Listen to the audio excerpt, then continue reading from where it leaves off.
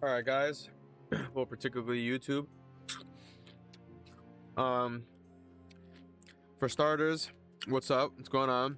For all those, on the East Coast or whatever, whoever got hit by those snowstorms, hope you guys are doing all right. Everybody else, as is or as was.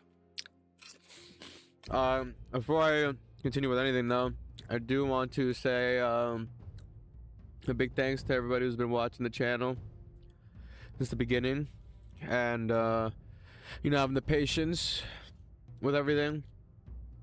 And also I do apologize for not continuing to talk about the stuff that's going on in Iran. Currently just had a snowstorm, and as you can tell, it's 13 degrees outside. And on top of that, I was having mad technical issues with my PC when I was trying to record that like Mega Bloks build. It was really annoying. And side note for that, I actually did move all the Lego stuff over there so I wouldn't like accidentally bump into it or knock it down. But yeah, let's talk about more important stuff now. Let's switch over. Let's get right in it.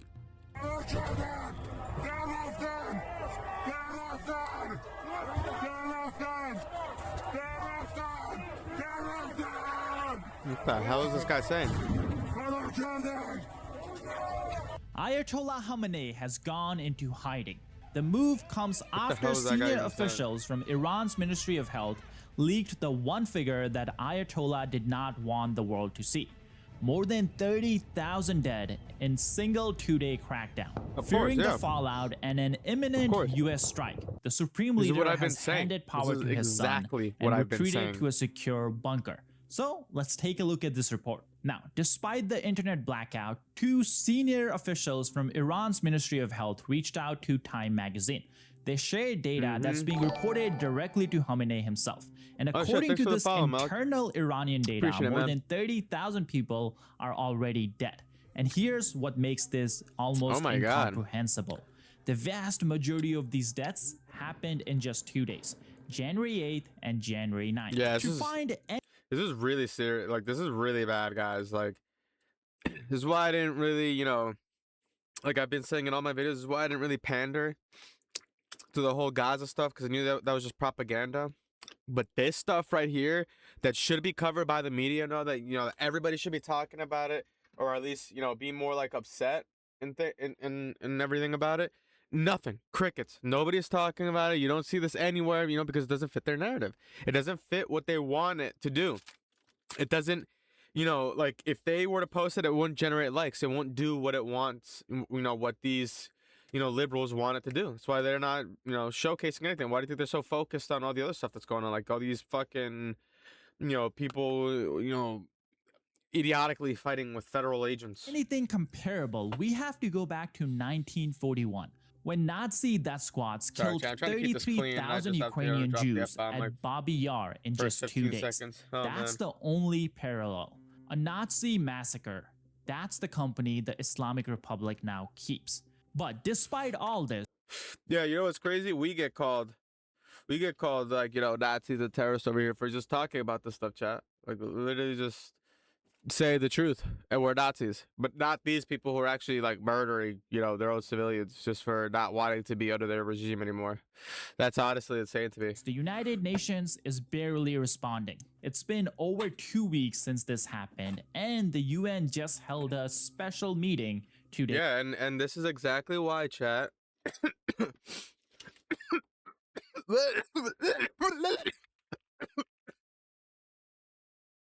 Sorry. This is exactly why Donnie J wanted to pull us out of the UN.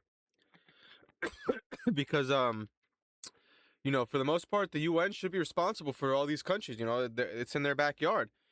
But instead, we're the ones dealing with everything. And then at the same time, we're the ones dealing with everything. And then we get crapped on for dealing with everything. They nitpick every little thing. It's like, bro, you're not going to do anything. And you're also not going to, you're not going to help. You're not going to do anything. And on top of that, you're going to get in the way. And you're going to pick everything. Like, bro, get the hell out of here. Get out of here with that crap. Days ago. Safe to say, people were pissed. Just take a listen to this story that a human rights group shared at that meeting. Mr. President, High Commissioner, distinguished delegates, The people of Iran are living through a nightmare. Allow me to share the story of a family. And just for everybody's information, Trump actually did address exactly what I was just stating in the last meeting that he had with the UN when they were talking about all the genocides that were going on. He straight up called out everybody. He was like, dude, you guys had all these genocides going on in your backyards, and of course Big Bro had to come in and solve everything, and you guys want to sit here with your thumbs up your ass, complaining about every little thing that we do. It's like, bro, if you're not gonna do anything, shut the hell up and move aside, little bro. Who spent 3 days searching for their son. He had left home to protest in the streets of Tehran, but never returned. In distress, his... I actually saw something really sad about this, where an Iranian school teacher went back to his classroom, and when he when he went back to try to start teaching again, he basically had to find out the hard way that most of his students died during these protests. Not most of them, all of them. Literally every single student died. Not a single one survived. That's messed up, man. That's yeah. Yeah. That's like Tiananmen Square too. I don't even... What are we doing? What is going on right now? Parents first searched the hospitals where many of the wounded have been abducted and killed.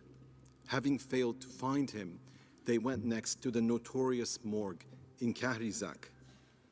They searched among countless bodies in black plastic bags, mutilated by bullet wounds, unceremoniously dumped on the floor like piles of garbage. Grieving families wanting to retrieve the bodies are told to pay exorbitant sums of money for the bullets. Yeah. And that's another thing too. They're literally blackmailing and holding the dead bodies hostage. They refuse to give the family members their own, relatives' dead body unless they pay crazy amounts of money. Dude, what are you gonna do with it? What are you gonna do with the dead body, huh? You just gonna let it sit there and rot? You idiot. I don't understand this even train of thought. Where do you even think these people are gonna come up with this money? Do you think they're just gonna pull it out of their asshole and they're just magically gonna have this money to to give you? Acting like the whole city ain't going to shit?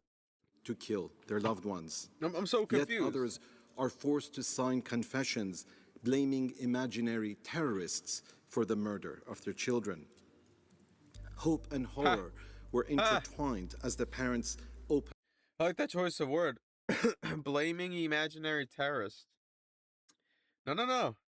I think they knew exactly who they were blaming. They were blaming the real terrorists, dude. The government. Their government. The ones doing all the killing. Who else would literally be, the terrorists? In the black bags, one by there's one. There's no other choice. Their search was not in vain. They found their son still alive. He had miraculously survived severe bullet wounds, lying motionless inside the body bag for 3 days, pretending to be dead to avoid execution by a finishing shot to the head. That's fucked up. Just imagine the relief that mother and father... And this is why you have so many... you guys haven't noticed that, nations that actually have to deal with the stuff and actually have hard times more often, their people are more appreciative of when they actually have a place like the United States to live, versus the liberals that live over here that just live in luxury and privilege, and they just be constantly thinking that they're in some kind of dictatorship or some whatever the hell they concocted in their minds to make them feel like social justice warriors. It's crazy. And it's because they don't know what the hard life is. They don't know any of that stuff. They don't know what it's like to struggle, to go to bed hungry. They don't know any of that stuff. Must have felt. But for most, there is no such miracle. The search ends in devastating grief. These are the scenes from hell confronting countless Iranians today. When the scale of this brutality started leaking out, that's exactly when Khamenei went underground. Because what happened wasn't just a crackdown, it was systematic extermination. They were Yeah. shooting anyone and everyone, and then the security forces were just This is literally the definition of a fucking genocide, but they won't call it a genocide because it doesn't fit their needs. You know, it doesn't fit their propaganda needs. So they won't acknowledge what it actually is. Like, dude, this is literally straight up a fucking genocide. They massacred thousands of people for political reasons because they did not want to be controlled by this regime anymore. So they decided to murder everybody. This is literally the definition of a genocide. And these were just, like, obviously they're not, I wouldn't say that they're peaceful, but they're not, like, deadly. They're not showing deadly force. Like, they're not trying to kill anybody, at least from what I've seen. I haven't seen them trying to kill anybody. letting the wounded die, as you guys just heard. They also then prevented ambulances from reaching the protesters. Hospitals were ordered to not treat people who came in with injuries, and because of this, people bled out in the streets, while the help was deliberately withheld. Now, the situation only Damn, gets that's worse fucked. from here. But unfortunately, whenever we start talking about details of what happened, YouTube has a habit of restricting our videos. It just happened to us 2 days ago. And when a video is restricted, less of you guys see it on your home screen, and that means you don't get the news that we created for you guys. That's why, if you can please hit the subscribe button down below, it really does help us out in the algorithm. Now, let's get to the shocking report. This is from inside of an Iranian morgue. Yesterday, we went to collect a body. Inside the morgue, you can clearly hear voices, several people crying out for help. Then they are being given lethal injections. They are still killing What? those who could be saved. The mass Bro, what? This is just fucking messed up, dude. Like, this is just some monster shit at this point. Like, dude, Donnie J, please get involved, man. Please do something. Like, what the? Like, this is ghoulish overkill. They're already bleeding out and dying, and you're gonna inject them with lethal serum. What monster shit is that? What in the Outlast are we talking about right now? Dude, what's going on? How much coke did these people have to snort to, you know, to comply with these orders? How much heroin did you have to fucking, you know, inject yourself just to fulfill these terrorist orders? Like, what, bro? How do you even allow this to happen? And I'm not even talking about, like, from the government's point of view. I'm talking about, like, from the people who are supposed to, you know, swear a democratic oath and to only use their power and their knowledge to help people, and instead you purposely withheld that knowledge and you know, those services and those abilities to, you know, aid the government in killing multiple people, like mass amounts of people. Like, that's crazy, dude. That, like, just to, like, formulate that train of thought is actually insane. Like how do I even explain this so it doesn't sound fucking batshit crazy?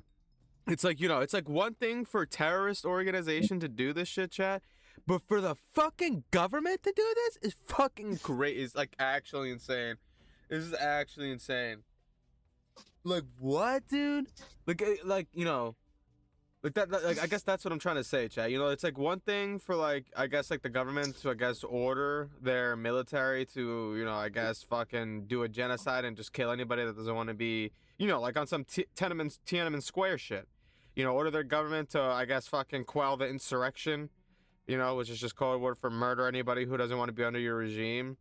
You know, that's, I guess, that's like to be expected. But to then order the fucking, the hospitals to not only reject anybody, you know, like you reject helping anybody, but also inject them with lethal injections so they'll die faster is the craziest thing I've ever heard in my life. That's some fucking Outlast shit. That's some Final Destination shit, bro. Holy, like, you know, you think you just left the battlefield and then boom, Doc injects you with lethal injection, you're gone, blasted. Holy, bro. Like, oh man, shit, I'm not even trying to, like, be funny about this. Like, I'm literally just trying to rationalize this in my fucking brain right now. Like, this is crazy. And what's crazier is that the people in those hospitals are actually fulfilling these orders, dude. Like, like it doesn't matter what order you have. If your order goes against the fundamental oath that you swore as a fucking medical practitioner, you know, the Hippocratic oath, where you will only use your knowledge and your, you know, whatever power you've accumulated within the medical practice, you know, your knowledge of all that, you will only use it to help people. You know, that also includes your knowledge. So you withholding knowledge and all this bullshit, like, bro, this is crazy. This is actually insane. Massacre is still ongoing. And that's why people at the United Nations meeting were angry. This was their message. Take a listen. Mr. President, doctors in man. Iran estimate 20,000 protesters killed and 300. I had some commenters asking me to go back to covering the India stuff. Why do I keep saying that? My bad, chat. Oh yeah, that also reminds me. Side note, this video is gonna be about the Iranian shit and the China stuff, because I do see some China shit starting to pop up on my feed again. You're gonna be covering both of those. But yeah, I had some people complaining that I was, you know, only making Mega Bloks, that I've only been releasing Mega Bloks videos, and they wanted me to put out more freaking geopolitics stuff. 30,000 injured. These are numbers And they were like, yeah, dude, been watching you since the beginning, man. You know, if you want to keep growing, you gotta keep putting this stuff out, dude. Fuck the Legos. I was like, nah, dude, you know, sometimes I just want to unwind and just chill, dude, you know? defy comprehension. These are crimes against humanity. So today's crimes against humanity. This is a fucking genocide. What are you talking about? This is literally the textbook. If you literally look right now, you fucking take Google and you type in the word genocide, it's gonna tell you that it is a fucking massive killing of a large amounts of people for either political or religious reasons, specifically targeting these people, which is exactly what the hell is going on. The government is specifically targeting and killing all these people, which is 90% of the population, because they're all protesting because they do not want to be under your political regime. I don't know. I don't know what's going on. But something that is completely not a genocide, Gaza, that gets blasted everywhere. That's totally a fucking genocide, 100%, even though these motherfuckers were attacking each other left and right. But that's completely, a genocide for sure. Yeah, 100%. Like something that you would classify as a battle or a war, that's a genocide. Yeah. Ukraine is a genocide at that point. Not this, Chad. Not this fucking mass murdering of fucking people that just want to live free, dude. They literally just want to not have to wear hijabs. They don't want to have to deal with this garbage anymore. They don't want this Islamic freaking regime taking over. Like, they literally just want to chill, dude. They want to go back to how it was. And that's what people don't understand, Chad. Like, yeah, things weren't the best when the Shah was in power. Like, yeah, obviously there was like money issues and stuff. But I guarantee you that anybody living there would rather take those money issues than fucking living in the conditions that they are right now under this regime. I guarantee you that. Like, that's not even an opinion. That's an actual fact. Like, there's probably only like 5 to 10% of people that actually support this and want to be forced to wear a hijab everywhere they go or whatever. Have lesser rights. But let's be honest, it Sharia is too law. little and too late. The Iranian people have a right to know why for over 3 weeks did this council say. Hey, this is what I've been saying, chat. This is what I've been saying in my videos for like the longest of time. It is literally only a matter of time until the status quo, like the general population, just gets tired of hate, dude. They just get tired of getting fed constant hate and hate and hate and hate. Like, dude, from the moment of birth, most of those countries literally indoctrinate their kids to just hate us and treat us like we're infidels, like we're this or that, like we're like demonic, and they need to they need to slay the what do they be saying, Cape? Oh man, chat. I think we covered it in one of the videos on my YouTube, but like they literally literally have schools where they just straight up be teaching like the young kids to like hate the Western world and like to hate everything. It's crazy. Like, why? Like, they're sick of it, dude. They don't want to deal with this crap anymore. They just want to do them. Like it's literally only until Islam gets involved that all this hatred comes in, dude. Like Iran was not like this, dude. If you literally turn back the clock pre fucking 1979, they were chilling, dude. They had relationships with the Jews, you know, in Israel. They were friends with the US, you know. They were chilling. It really wasn't until Islam came, took over, and then all of a sudden they hate everybody. They hate the Westerners. They hate this. They hate that. You gotta kill everybody. Nah, dude. This is literally a genocide, bro. These people are getting massacred just for not wanting to essentially hate. Not they essentially getting massacred because they don't want to just dictate their lives to just hating people relentlessly for no fucking reason. People that you'll never even meet, people that you'll never even know, people that have nothing to do with your everyday life, people that won't ever interfere with your everyday life. You're just taught to hate them relentlessly for no reason. That's crazy. That's insane to me. Nothing. We asked the 87 UN rights experts, the world's early warning mechanism, for over 2 weeks, why were you silent? That's the thing, chat. I don't like, you know, dislike or hate anybody. I just hate Islam, like the actual teachings of the religion itself. Like it's just bullshit. It's literally just stupid. Like every other like shit contradicts every other thing in the book. It's insane. There's like no morals, like, you know, like no. Only on January 13th was there a statement, and out of 87 experts, only 5 of you signed it. Day after day, we pleaded for action. 5 days into the repression, after killings of protesters, I asked Agnes Callamard, the former UN rapporteur who now heads Amnesty International, why are you silent? Yeah, chat, I just took a shower too before I started recording this. Yeah, chat, we're gonna keep covering this, dude. Until these people are freaking free, hopefully in the next In January video 2020, when the U.S. eliminated IRGC terror chief Qasem Soleimani, she rushed within hours. Yeah, and you see, this is what I'd be talking with Cape and them all the time, like, all these people, you know, they're so accustomed to just believing whatever they see in the media, you know. Like right now, the media, it's accustomed, you know, oh, Zionists, hate Jews, you know, Jew. You know, like on some fucking, that guy from InfoWars, Alex Jones, Jew. You know, it's just like that's the media right now, but, you know, that's what they want. That's literally what they want, to distract the actual people trying to run and control the world, dude. Russia and China. Like, who's secretly funding all this crap? Russia and China. To condemn it. Why no urgency when big innocent three, the Iranian big two, actually, protesters the big are two. massacred? Yeah, big two, dude. And beyond this room, we ask the media, Hollywood celebrities, campus protesters, those who Why know do you how to think we mobilize sank- world opinion. Why do you think we put so are you many fucking silent? tariffs on these fuckers? The answer is We uncomfortable literally, but clear. we literally almost destroyed the Chinese economy last year. Yeah, last year, I think that was. Like, we literally did, dude. I covered that on my page, like on my YouTube. Like, it was insane. Like, mad factories were closing down, mad companies were closing. It was insane, man. Iran protest movement shatters a cherished narrative. A people rising against Islamist tyranny does not fit the ideology, and so it is ignored. To all of you, we say the cost of your And that's also something that I also want to talk about too. Something that that same commenter commented too.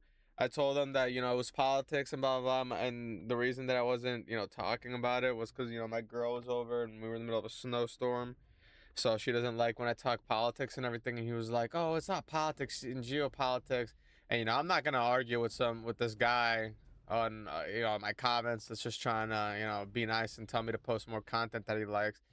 But in reality, you know, it is politics, dude. It's all just politics, dude. Because what you might think is geopolitics was actually just a political move from another country. Like, for example, the stuff that's going on in Iran. The reason why Iran was so crappy for so long was because, you know, China and Russia were funding these terrorists under the table. Where do you think they were getting this money?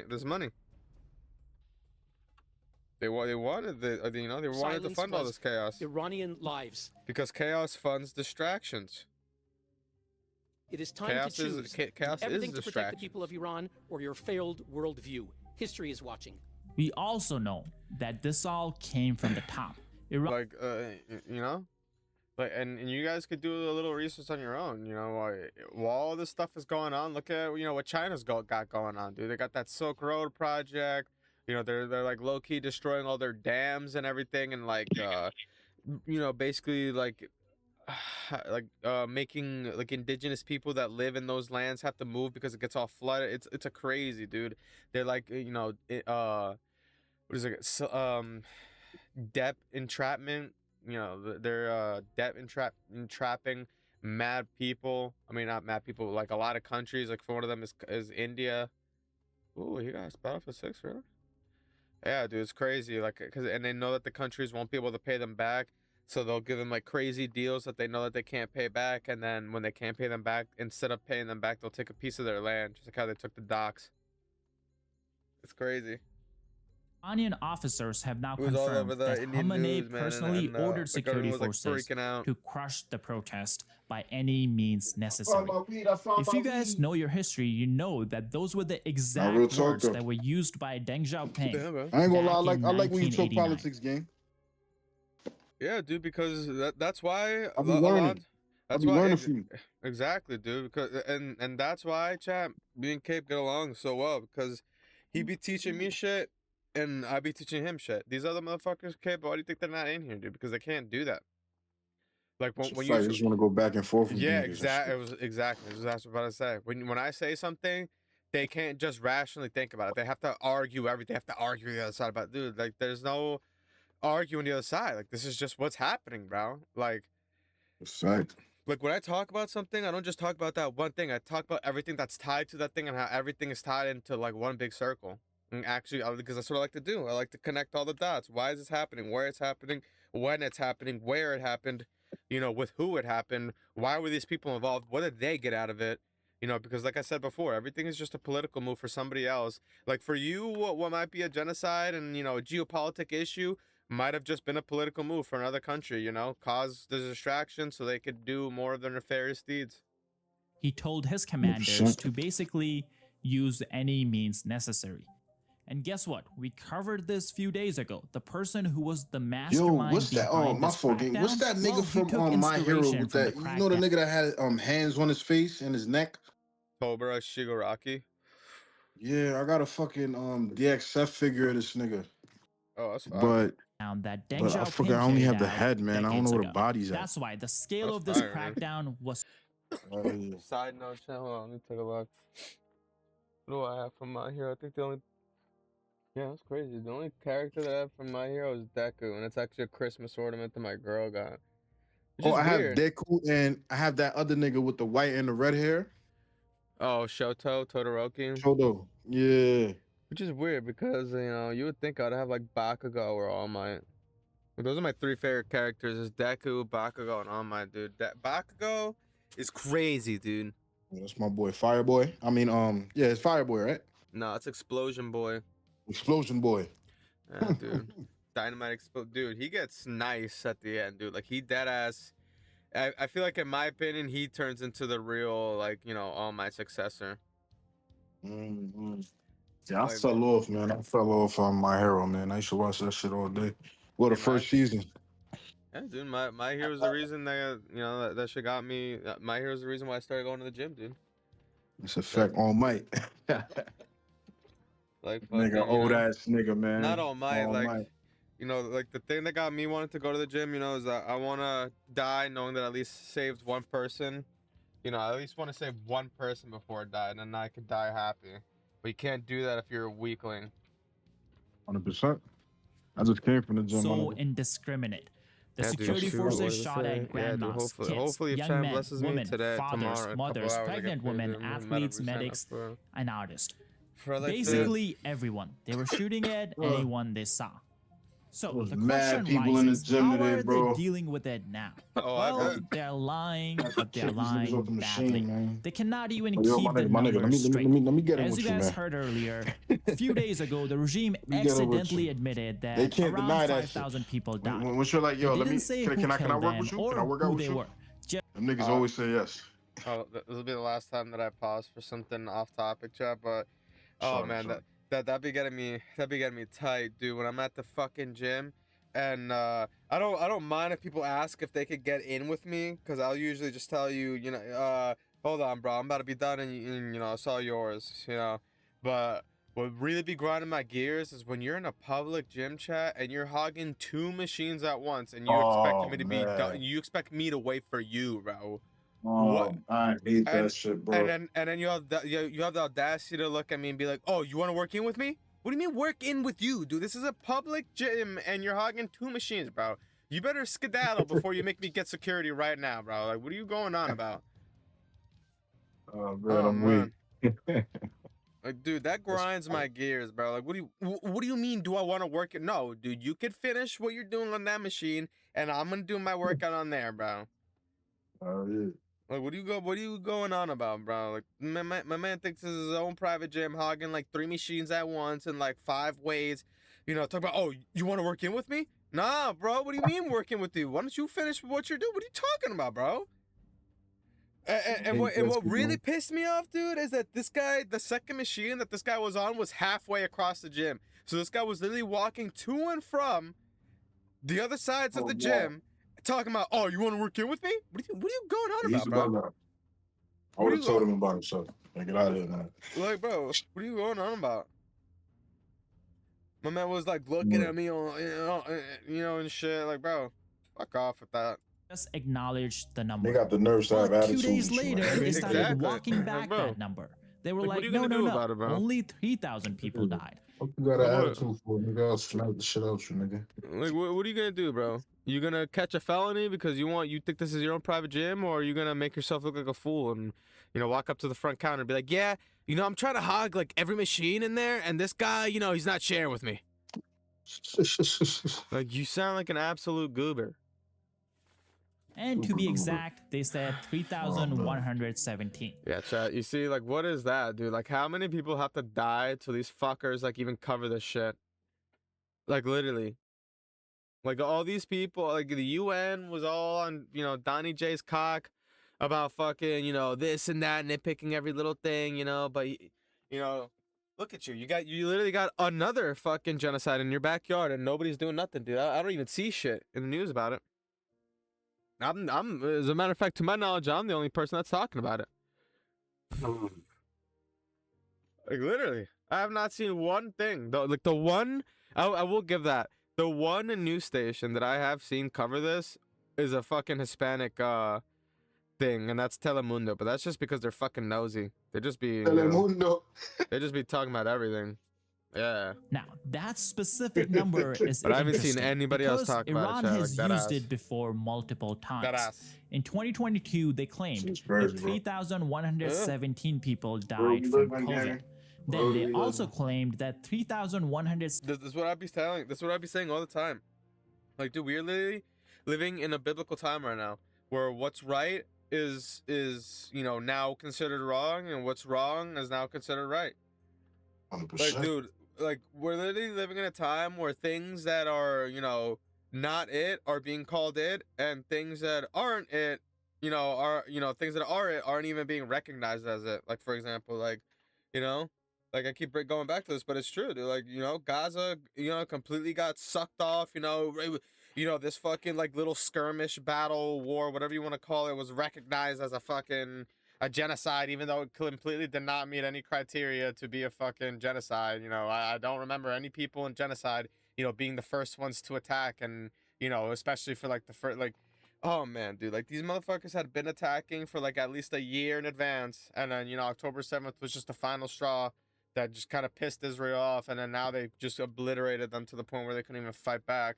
That's not a fucking thing, dude. That's you awake. That's like the world calling Japan a genocide when we fucking bombed them in Hiroshima and Nagasaki. That's literally like you guys calling that a genocide. That's not a genocide, retard. That's literally them fucking attacking us at Pearl Harbor, doing some fucking dumb shit that they shouldn't have done, awaking a sleeping dragon, and then you got fucking wrecked and you couldn't handle it. And then you have an actual genocide, civilians, just civilians, everyday life civilians that just want to live peacefully. They just want to just chill. They don't want to have anything to do with anything.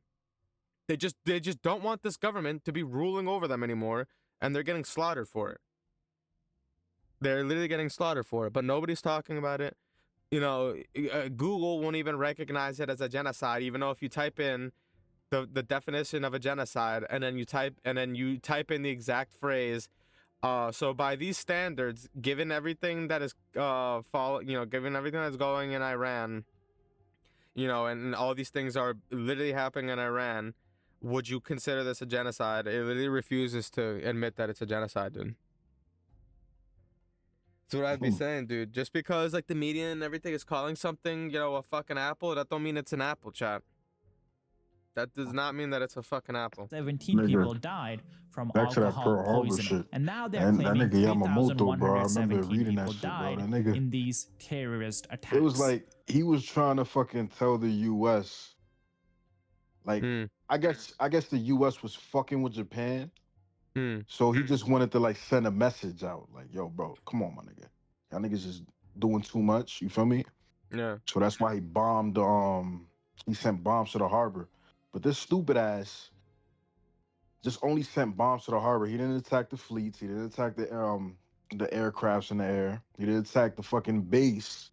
Yeah. And that's why they recovered so quick and bombed them niggas, man. Yeah, that's why I use that specific analogy to compare it to the Gaza and fucking Iranian war, because it's not a war, it's a genocide. I mean, it's not, my bad. This fucking, she got me fucked up now.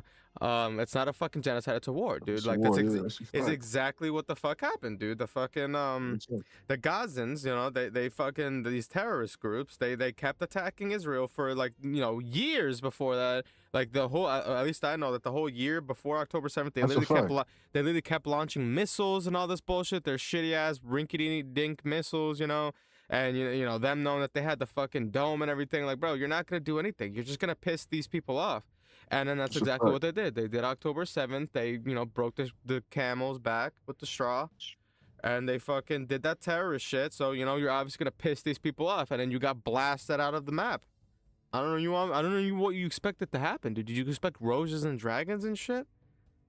like what? I don't understand. Like that's not at all a genocide, dude. Like bro. It makes me so mad, dude. Like, cause then because now exactly what's happening to Iran is the shit that happens from that. Like when you spread propaganda like that for shit that ain't, shit.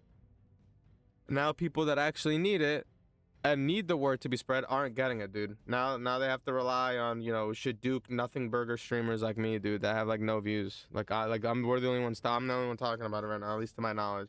And Asmongold, thank God. At least I will say that. At least I have seen Asmongold talk about it, but that's because Asmongold is one of the only one of the very few top Gs.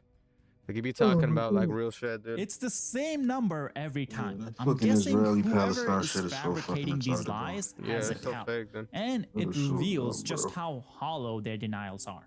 But They're the the fucking land, Iranians nigga. are Share it, learning about nigga. the true brutality of the Been saying that crackdown, for a fat despite fucking minute, dude. everything the regime Fuck. is doing. These niggas They Young do not want Iranians peace. are They figuring want out a way war, to always. get past the internet the restrictions that fucking the land. Iranian regime has implemented, and they're Yeah, using y'all niggas is VPNs, both they're from there, using bro. Starlinks, foreign Dude, SIM. I that's the thing, understand dude. the European Jews migrating after the whole fucking Holocaust and shit, but That's that's the not even a thing. real fucking issue behind it, though, bro. Yeah, but that's the thing. They didn't even have to share it. It was given to them by the Israelis No, because my nigga. they just told them to fuck off. They're like, here, take the land and fuck off, and then they still wanted problems. They still want a problem, It's like, bro. bro, These you niggas can't make these people happy, bro. That's what I mean. It's took just time to kill these masochists. niggas undercover. Any way they Yeah. can Fucking to kidnap get the niggas news to the undercover, rest of the even world after they and to agreed other to fucking Iranians in the country. paying these And that's niggas why for we're half seeing of more that and more land. people speak out Like, against bro, what what was the happened. point of fucking Here's accepting a cleric peace speaking agreement? out, saying, They didn't even despite accept the the peace internet agreement, actually. restrictions, the What was scenes the of fucking point of harrowing actually and coming brutal to a meeting? killings They of came to a protesters meeting like in different 1927, provinces around the are gradually 1900s. being They came published. to a meeting and This they tried to indicates an establish like a organized whole set of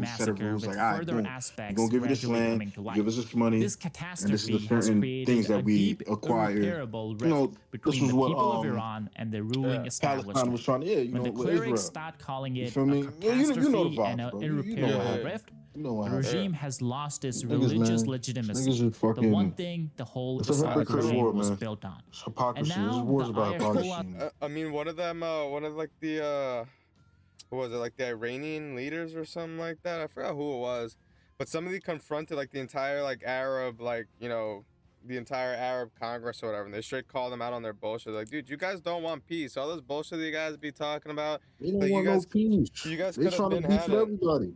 You guys could have been had it. We tried giving it to you multiple times, but you guys keep, you know, finding some excuse to, like, you know, keep trying to kill us and shit. Yeah. So we're not just gonna, you know, cower over and let you guys kill us. Like, are you fucking crazy? Pretty crazy, bro. So why do you think China, you know, this is the one small good thing that China has done, dude. Why do you think China has, like, categorized Islam as, like, you know, like an actual, like, mental disease, dude, that they're trying to cure? Because it fucking is, dude. It's literally any country that has Islam involved in it, it's fucking game over, dude. It's clipped, though. This is crazy, bro. His last friend. Like, all these peaceful countries, dude, that used to be peaceful and friendly with all the other nations and shit, dude, that have now become nothing but, like, hateful shells of everything, dude. Like, just Islam shells of hate. Like, that ass. You can't name, dude, you can't name me one country that was taken over by Islam that is still, like, you know, friends with all their old, like, diplomatic relationships. You know, still friends with Israel, still friends with, you know, the U.S., blah, blah, blah. You can't name me one. Can't name me one. Not at all. Exactly. Is ready to sacrifice him to It's crazy. Vladimir Putin, who regularly kills political opponents. And that's considering, chat, that most of these countries used to be, you know, be exactly what I said. You know, they used to be friendly, open to trade with everybody. You know, they used to have actual relationships with us and Israel and shit. You can't just believe all this fucking, you know, bullshit that people be telling you, dude. That's what I be saying, dude. When, you know, we're literally living, like, you could, like, even the catchphrases that people be saying, dude, like, oh, Zionists are bad, blah, blah, blah. Dude, at the end of the day, a Zionist is just somebody who just wants to fucking exist. Versus your fucking terrorist slogan of, from the river to the sea. You're literally talking about conquering one land from one sea to another and killing off anybody, you know, blah, blah, blah. Like, what are you going on about, dude? That's what he's talking about, killing, they grow up with and guns. is currently bombing Ukrainian civilians. But even for Putin, what happened in Iran was too much. And I'm not talking about, you know, what people, you know, like, for instance, some Zionist or whatever that do fuck shit or whatever. No. They beat up their women. Niggas is crazy, man. Fuck them niggas, man. Yeah, dude. Fuck Palestine, bro. Them niggas is crazy niggas, man. Yeah, chat. K finally saw the truth, dude. I've been I'm saying this shit for a fucking fat minute, dude. This shit for a fat, like, look at it, dude. After they got what they wanted, dude, now it's crickets, dude. You don't now they shifted over from Palestine to Venezuela and everything. You know, anything that'll fit their needs, they'll switch over, dude, because they're fucking spineless cowards. They don't actually stand by what they mean. According to the Telegraph, despite public comments condemning the protest as foreign interference, Putin's government is privately pressuring the Islamic regime to negotiate with the United States. Putin has even offered to mediate those negotiations himself. Yeah, of course, so Putin wants why to would mediate Russia abandon an ally? Well, the answer is simple. Putin's priority right now is staying in Trump's good graces. He needs a deal on Ukraine. He cannot afford to be seen defending a regime that just massacred 30,000 people. Yeah, dude, and because that's why if Putin is seen literally funding or even trying to do any type of aiding or abetting or, you know, any type of benefits, you know, like any kind of help, any slight hint of help towards the Iranian leaders right now, and it's clipped though, dude. It's clipped though. Like that Iranian deal is going out the window, dude. Who the fuck is gonna want to, you know, deal with like a literal terrorist supporter? That's basically like trying to deal with the terrorists. Like, do a deal with it. You don't negotiate with terrorists, dude. Like, what the fuck? This guy is out here blasting his own people, dude. Like, we're not talking about, you know, he's sending troops over to another country and, you know, they're blasting their. No. This is his own people, dude. Like, you know, his own people. That takes some other monster, dude. That's crazy, bro. Like, I don't know. Like, I'm just trying to sit here and formulate a thought as to like what could go through somebody's head to actually go through with this, dude. Like, how does this guy even sleep at night, bro? Like, how are you, like, bro, just thinking about that, like, just trying to put myself in that guy's shoes for 2 seconds makes me want to fucking throw up, dude. That shit makes my stomach hurt. Like, bro, you're really out here murdering your own people because you're butthurt that your plan failed, dude. You're butthurt that you're not in charge anymore, guy. You're a terrible leader. He's distancing himself, letting Russia's foreign ministry handle Iran while he focuses on his own survival. Now, to be clear, Russia does not want regime change in Iran. A collapsed Islamic Republic would create chaos or near Russia's southern border. Putin would. And you know what's crazy, chat? Like these people over here, like these people in Iran are literally willing to die just to get this regime and like this ideology out of their country. And meanwhile, over here, you could literally get like arrested and like you could literally be sent to jail or possibly fired from your job because you offended somebody like this, dude. That's crazy to me. That's actually insane, dude. Like especially in the UK. Oh man. Prefer the mullahs survive, but he's not lifting a finger to help them. When the cost of defending an ally gets too high, Russia disappears.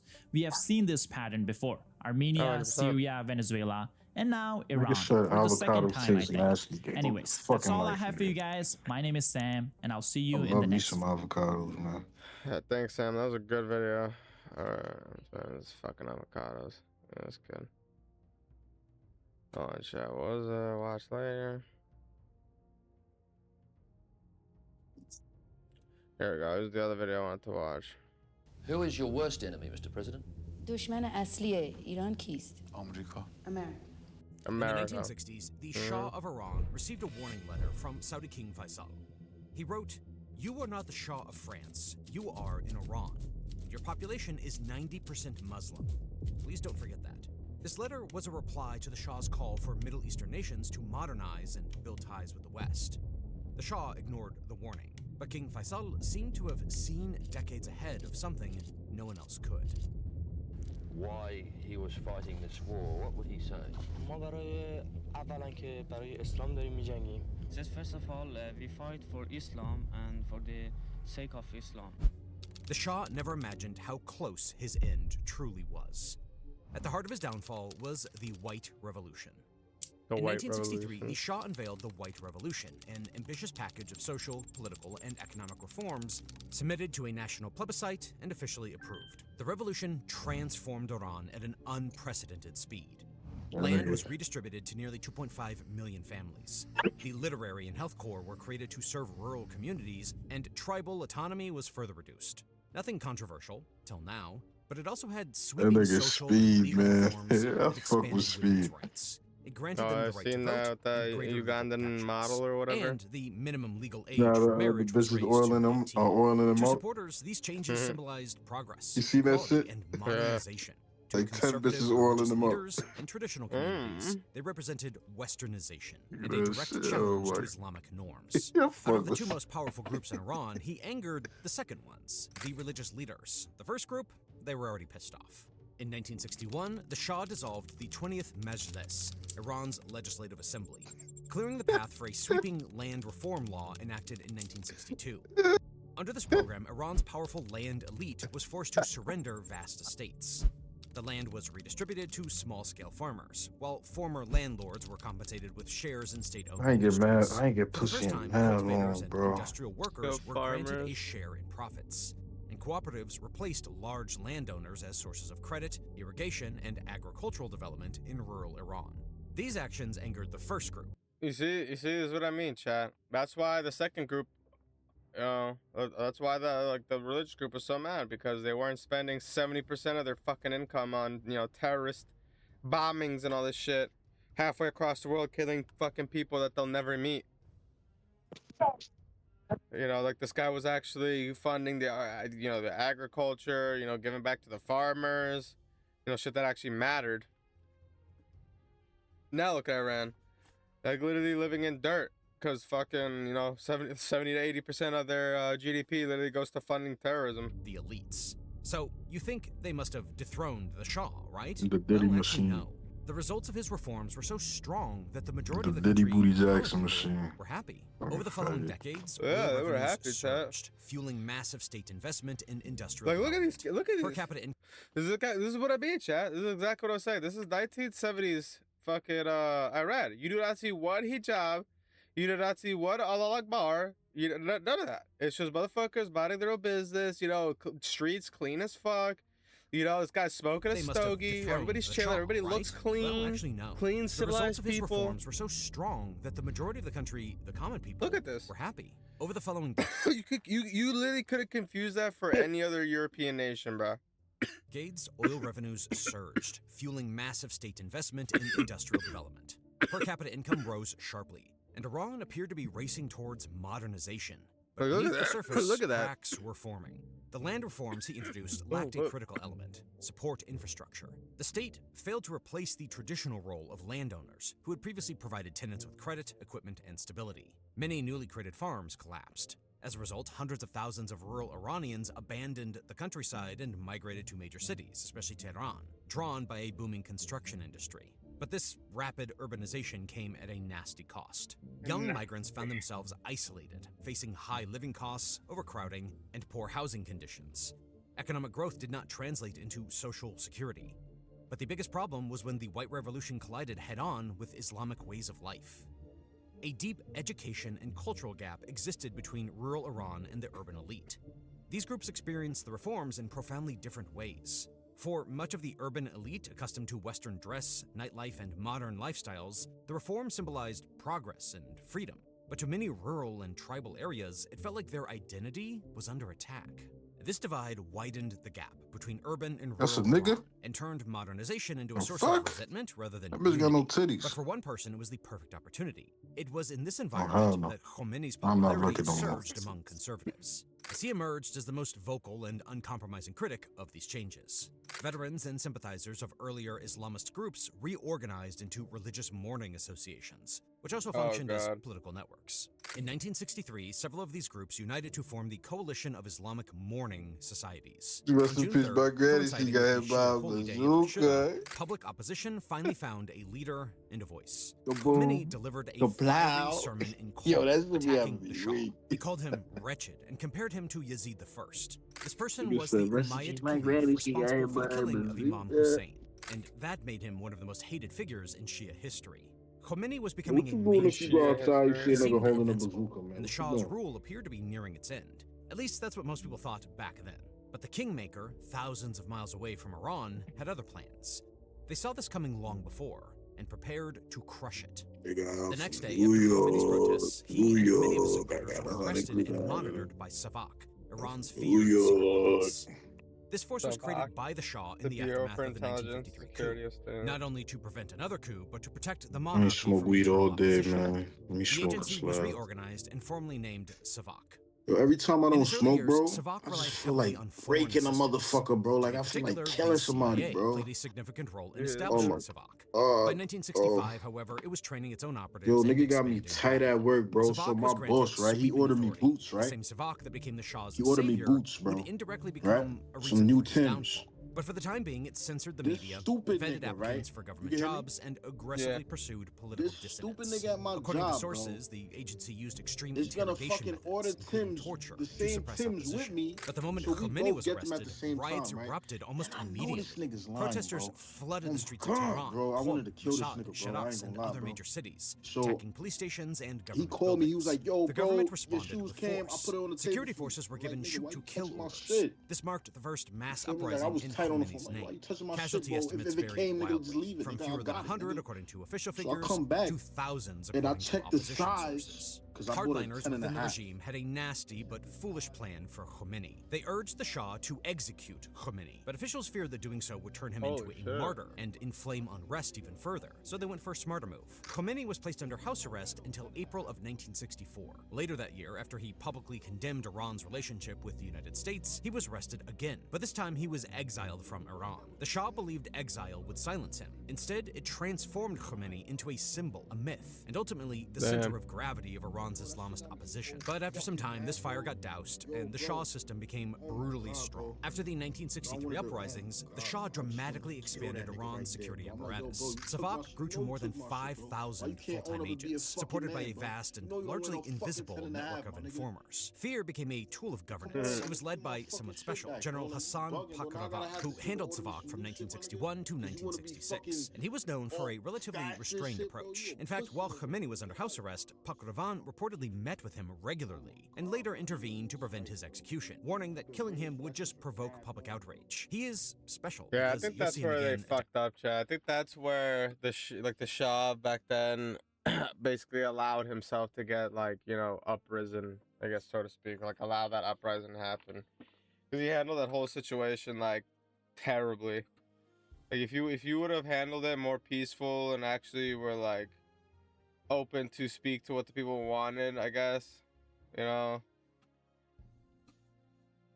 that's one thing, or at least see if you could come about a peaceful resolution instead of just ordering to shoot to kill. Like you kind of started this whole thing by later, doing but that. with the roles reversed. In the years that followed, in 1966, Pakirvan was replaced by General Nimatullah Nasiri, a close confidant of the Shah. Under him, Savak became far more aggressive, responding to the rise of communist, socialist, and Islamist movements with expanded surveillance, arrests, and repression. The only problem with Savak was that it became more powerful than it should have been.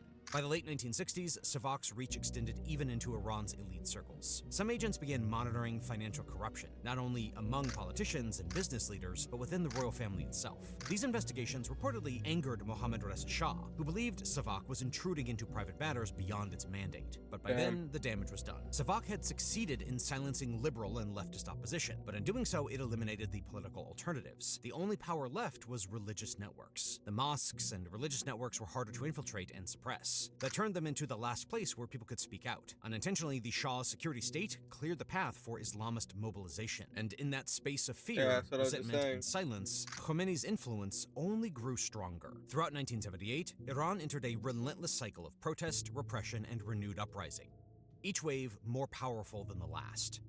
It began in January in the religious city of Qom. In February, unrest spread to Tabriz. By March and May, demonstrations had erupted in dozens of cities, including Tehran. The opposition was not a single movement. It included right now Tehran is literally just protest city right now. Islamists aligned with one man. He was none other than the Ayatollah Ruhollah Khomeini, and what united them was opposition to the Shah. On August 19th, tragedy struck the city of Abadan when a cinema was set ablaze, killing more than 400 people. Responsibility for the attack remains disputed to this day. Khomeini blamed the Shah and Savak, and many Iranians accepted that narrative, and that further increased public anger. In September, during a massive demonstration marking the end of Ramadan, government troops opened fire on protesters in Tehran, killing dozens more. Strikes followed, first by workers, then by probably key wasn't the best sectors of idea to economy. open fire When to oil protesters workers like walked that. out, Iran's most vital industry ground to a halt. By October, a nationwide general strike had paralyzed the country. The spark that ignited 1978 came earlier that year. In January of 1978, thousands of religious students poured into the streets after a government-aligned newspaper published remarks perceived as insulting to Khomeini. They were soon joined by tens of thousands of young Iranians, many of them unemployed migrants from rural areas, already alienated by years of inequality and repression. On the other hand, the Shah was weakened by cancer and increasingly isolated, but he saw the unrest as part of a foreign conspiracy and misjudged its depth. Each killing only deepened the crisis. In Shia tradition, martyrdom holds profound spiritual meaning. Funerals were held 40 days after each death, as custom demanded. Each commemoration became a new protest. Those protests led to more deaths, and the cycle repeated. Politics dissolved into religion. Demonstrations, whether secular or religious, were absorbed into Shia symbolism. The chant Allahu Akbar echoed through the streets by day and from the rooftops by night. On September 8th, 1978, the regime declared martial law. That morning, later known as Black Friday, troops opened fire on demonstrators in Tehran's Jaleh Square, killing dozens, probably hundreds. The massacre shattered any remaining hope of compromise. Strikes spread rapidly. Government employees walked out. On October 31st, oil workers shut down production entirely. By December, the scale of the protest was staggering. On December 10th, hundreds of thousands, possibly over 1 million Iranians flooded the streets of Tehran alone. The monarchy was collapsing. In a final attempt to regain control, the Shah appointed a military government and addressed the nation, admitting mistakes and promising democratic reform. But it was too late. The final nail in the coffin was when he departed for a vacation. At least that's what he told the world. In January of 1979, Mohammad Reza Shah Pahlavi said he was going on vacation. It was a trip he would never return from. In reality, the Shah fled Iran with his family, disguising it as vacation. After the Shah's departure, a regency council was formed to govern, but it quickly failed. Shapur Bakhtiar was appointed prime minister at the last moment and was unable to handle the situation. All of this was because of one man.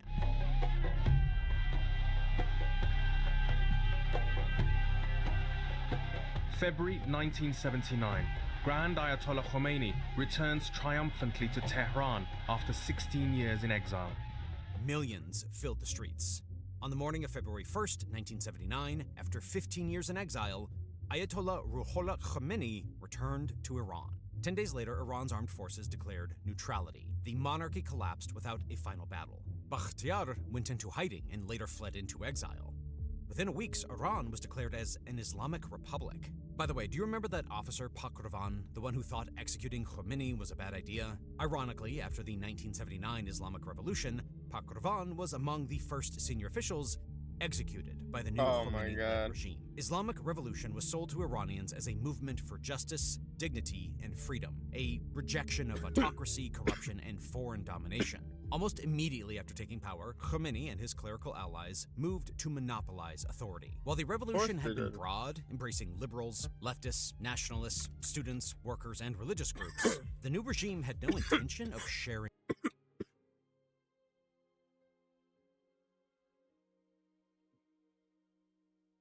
Yeah, you see, chat? This just furthers to my, to prove my point. If they wouldn't have handled this situation so poorly, they could have actually, like, rectified it and prevented most of the stuff from happening. But this guy just literally fucking dipped out when the going got tough and said he was going on vacation, but just fled. And then they killed off anybody else. That's crazy. Power. Khomeini envisioned not a pluralistic republic, but a state guided exclusively by Islamic law and ruled by those who claimed exclusive authority to interpret it, the clerics. This vision was formalized through the doctrine Valayat-e-Faqih, guardianship of the jurist, which placed ultimate political authority in the hands of a supreme religious leader above elections, parliament, and popular sovereignty. Throughout 1979 and the early 1980s, Khomeini and his inner circle systematically neutralized rival factions. Liberal and nationalist figures were pushed out of the government. Leftist organizations were crushed, banned, or violently purged. Some former allies entered temporary coalitions, only to be arrested, exiled, or executed later. But Khomeini's regime played two bold but foolish moves.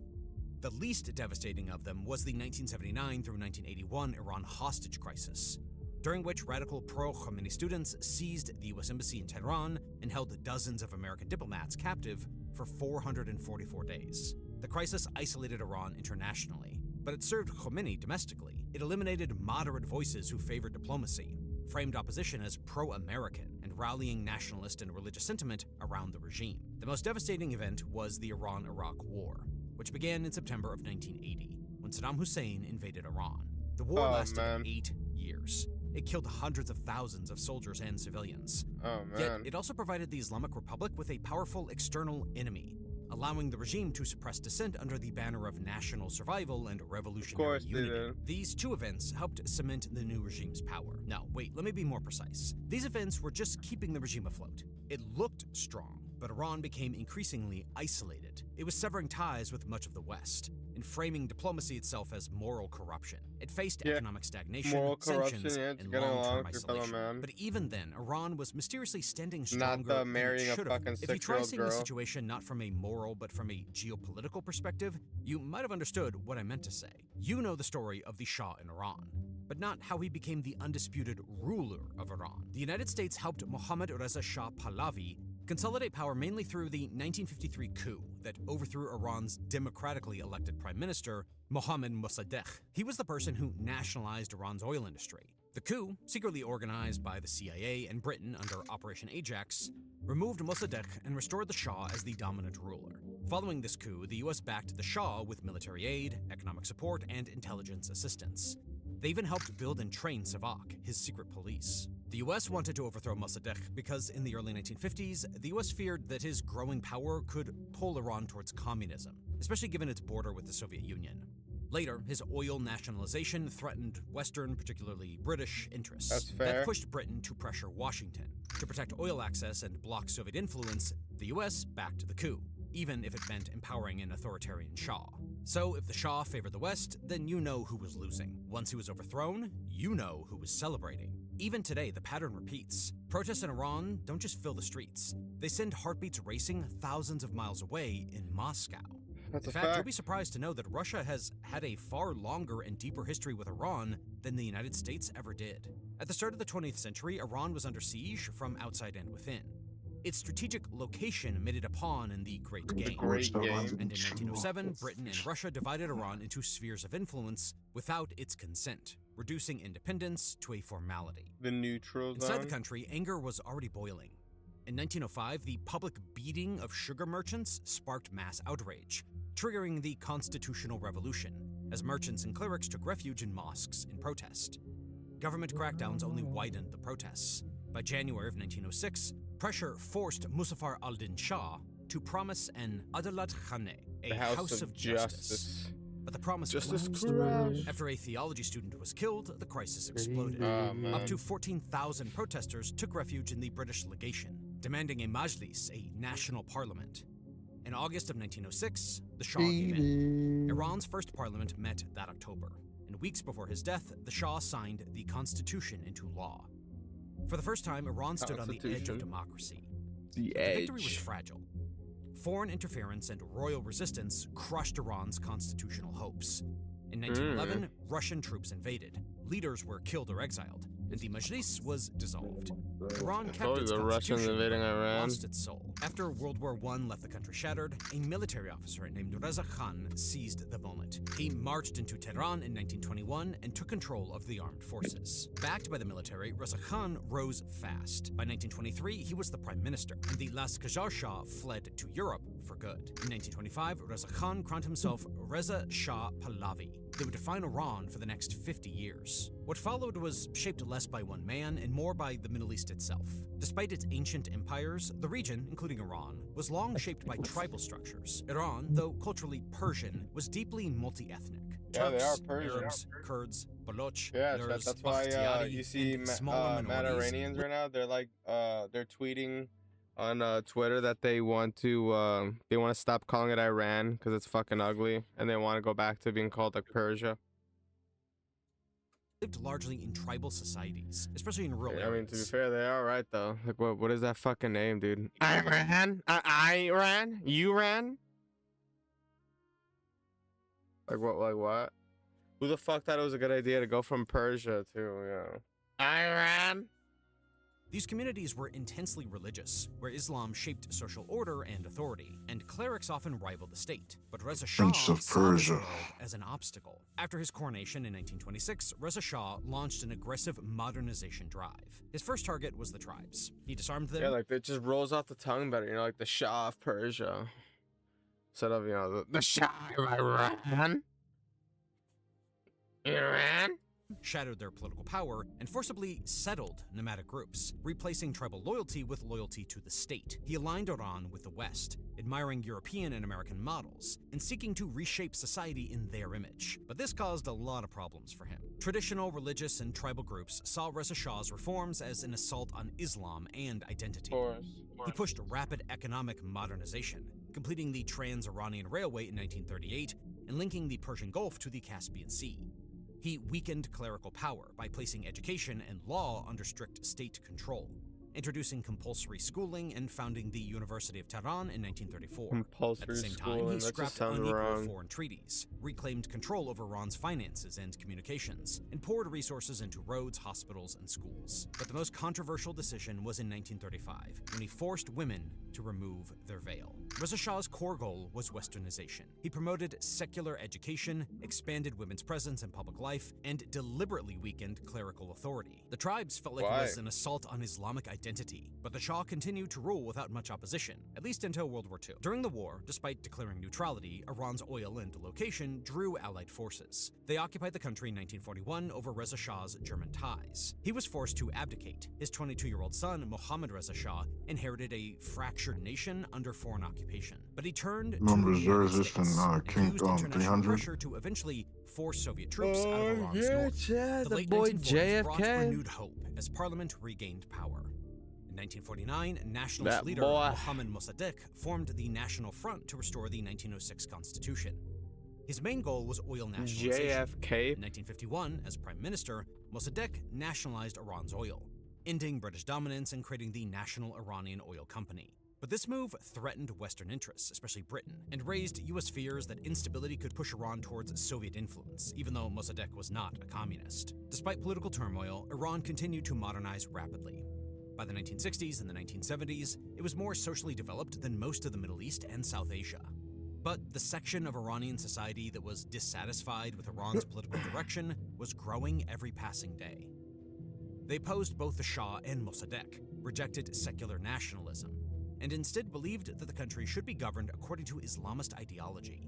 This segment of society was ultimately mobilized and led by a Shia scholar and teacher, Ruhollah Khomeini. From an early age, Khomeini was immersed in religious study. Around 1922, he settled in the city of Qom, Iran's most important center for Shia scholarship. There, he studied Islamic theory, philosophy, jurisprudence, and ethics, gradually building a reputation as a serious and disciplined scholar.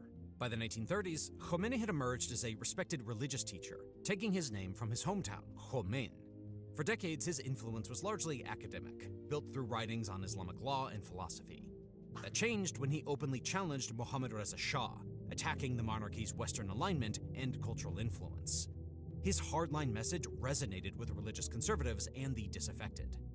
By the 1950s, Khomeini had become the Ayatollah, and by the early 1960s, I hate that word, the Ayatollah, placing him at the top of Iran's Shia hierarchy. That's Khomeini so weird. fiercely opposed the Shah's reform, arguing that Iran should be ruled by Islamic laws, not Western ideas. His message resonated with religious and traditional groups alienated by rapid modernization. Oh, man. In 1979, he succeeded. Within the country, no group experienced the revolution's betrayal more immediately than Iranian women. The laws were forced on them. As a viewer, you can only imagine the pain, because the brutality can never truly be felt from the outside. On March 8, 1979, just weeks after the Shah's fall, tens of thousands of women flooded the streets of Tehran, protesting Khomeini's decree imposing compulsory veiling. The message was clear. This was not the freedom they had fought for, but they were ignored.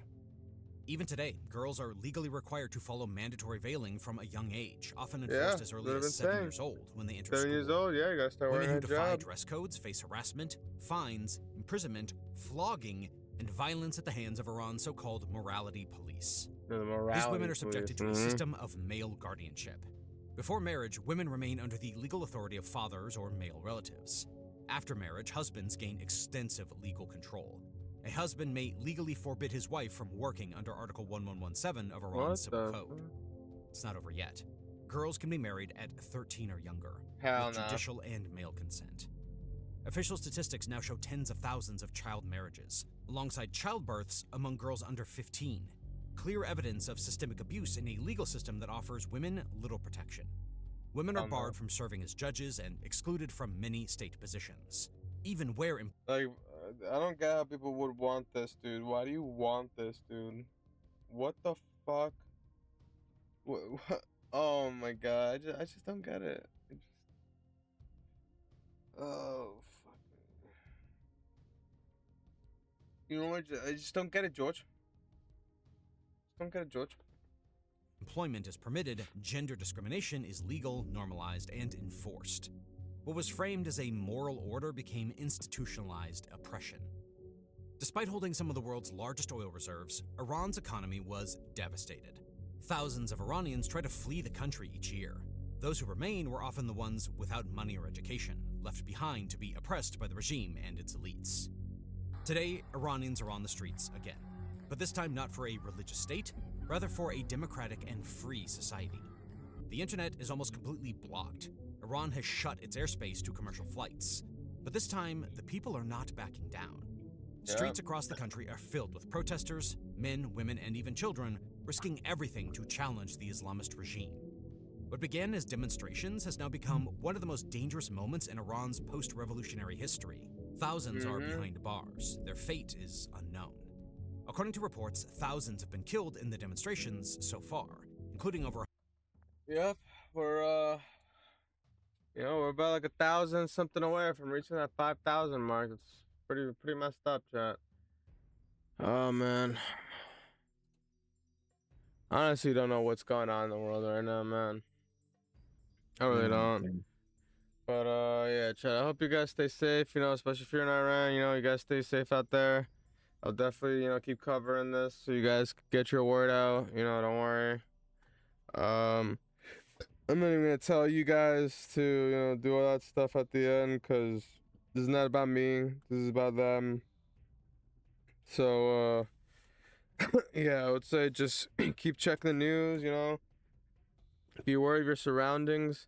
Stay safe. You know, try to keep your loved ones safe, if possible. I would, you know, I don't want to say, you know, it's hard, dude, because I don't want to say, you know, oh, you stay safe, stay home, try not to go to the protest, but you kind of have to go, dude, because if you don't, you know, then you're letting them win. No, you can't let them win, man. So, you know, it's like, you know, stay safe, but at the same time, don't let them win, man. But, yeah, that's all I want to say. Stay safe, guys. See you guys in the next one, hopefully. Hopefully it's you know, some good news.